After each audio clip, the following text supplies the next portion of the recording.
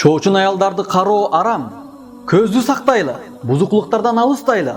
Аллах Таала ыйык Куранда эркектерге буйруган: "Кул лил муъминин ягуззу мин абсарихим ва яхфазу фуружахум".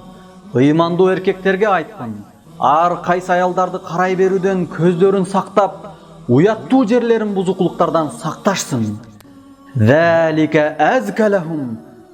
Инналлаха хабирун бима яснаун. Бул алардын өздөрү үчүн абдан жакшы. Чындыгында Аллах алардын кылган иш-аракеттеринин баарынан кабардар. Нур сүрөсү 30-аят. Акыйкатта азыркы күндө интернеттен, көчөдөн көздү күнөөдөн сактоо зарыл экендиги эстен чыгып бараткандай. Адамдар өзүнө адал эмес аялдарды айбанча карай берүүдөн тыйылбай калды. Ошондуктан Аллах Таала ыйман келтирген мусулман эркектерге кайрылып, эскертип айтат: ар кайсы аялдарды карай берүүдөн көздөрүн сакташсын деп буйруйт. Аллахка баш ийели, Аллахка моюн сунайлы.